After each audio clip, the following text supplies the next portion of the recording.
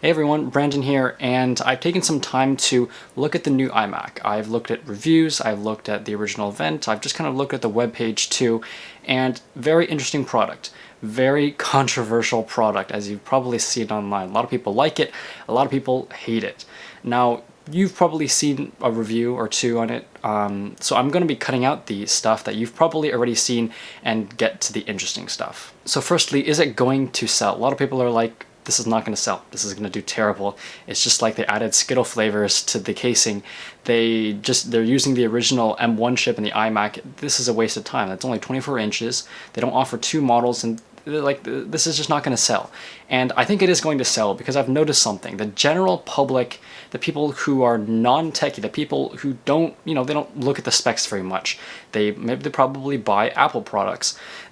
Those people have shifted from thinking that Intel is a good choice, like Intel's just better than AMD. They've shifted to thinking that M1 is good because of the media and how the media has portrayed it in the last few months. And this is kind of something that I've seen with Intel a lot. A lot of people are like, well, this high-end PC has an i7 in it, right? This is a long time ago, obviously it doesn't really apply now, but a long time ago when i7s were seen as like, wow, these are really high-end chips.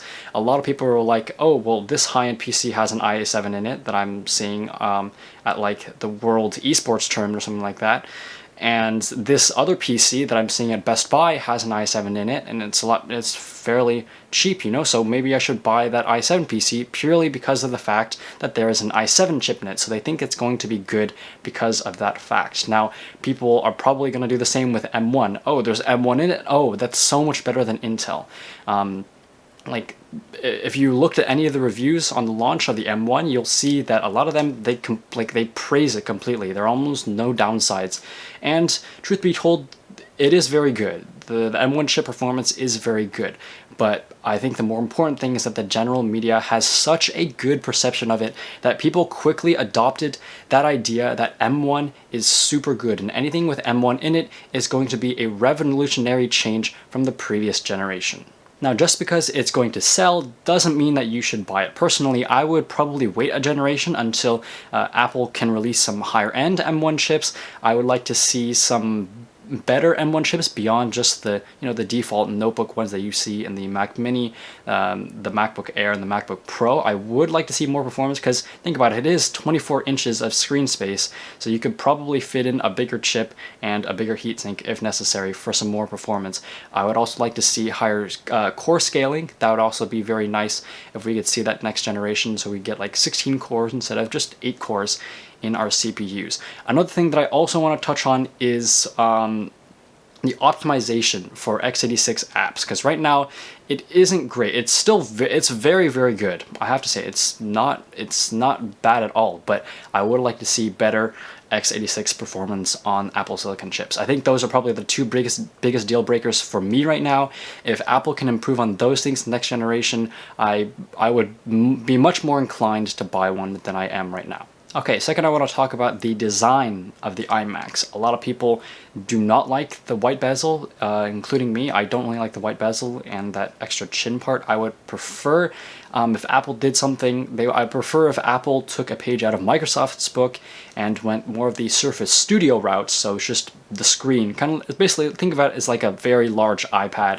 It's just the screen and like a small little bezel around the edge. But love it or hate it, you have to admit that it is pretty eye-catching. It's pretty controversial, and it's free marketing for Apple. I mean, it's not like it's something that really is so bad, so atrocious in terms of design that people are not going to buy it, right? Because like, think about it, Apple has made a lot of things with controversial designs. Think about like the notch on the iPhone 10.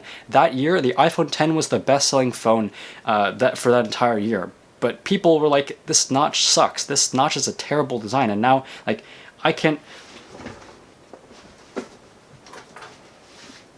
like, I don't even really pay attention. I can't really complain about the notch. I think it looks completely fine, even though a lot of people on launch, they were like, this is disgusting. I don't want to buy this phone because there's this weird big notch on it. So I think that people will eventually come around to maybe like it a bit more.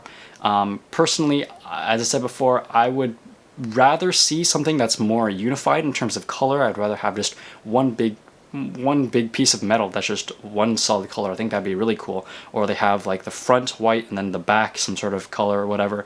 I think that would be really cool personally. Another thing that I don't really like is that they removed the logo. For some reason, it just does not sit with me right. I just really liked the logo. Like I have an iMac down here, and there's just something about the logo that just makes it, makes it more like Apple-y. It just pops. Like on my, if someone removed the Apple logo off of my MacBook Air, it would just look really weird and really plain and not really Apple-y. The logo, even if it's just something that's kind of just etched in there, I would really like to see Apple put some sort of logo in there. I know it sounds weird because a lot of people are like, well, why would you want more decals on your computer? But I just like the Apple logo, and a lot of other people do too. Now, personally, I think that the 24-inch iMac is all right. It's certainly better than the 21.5-inch iMac. I think 21.5 inches of screen space is just not enough for anyone doing things beyond basic usage. Speaking of which, I think it is very good for basic home usage all the way up to intermediate usage for things like Photoshop, some light video editing, coding, stuff like that. The design and the aesthetic is pretty clean regardless of the bezels. I really like the fact that Apple has included some very nice speakers in the iMac. I think those are going to be really fantastic. The webcam is also great. You get color matched peripherals and cables, which I think is a nice addition, and it comes with the you don't have to pay extra for all these peripherals, which I think is nice. Apple's peripherals are pretty nice. I don't like the Magic Mouse as much because it's not really tactile.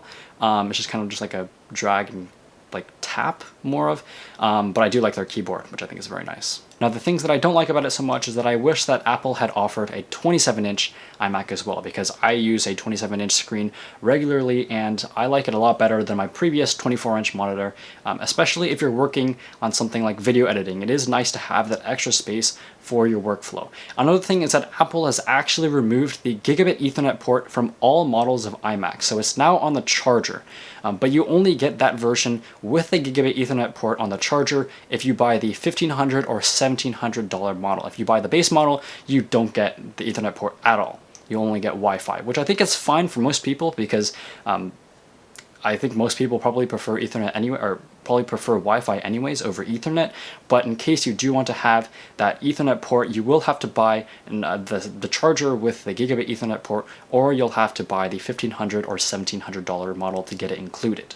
All three models also have two Thunderbolt/USB 4 ports, but only the upper two models have an extra set of two USB 3 ports. So if you are planning to get an iMac, I would actually look at getting the higher end model unless you're using it for just very, very basic purposes. Now, I'm probably not going to be buying any of the new iMacs, but if I were going to, I would probably be waiting a generation for those new features.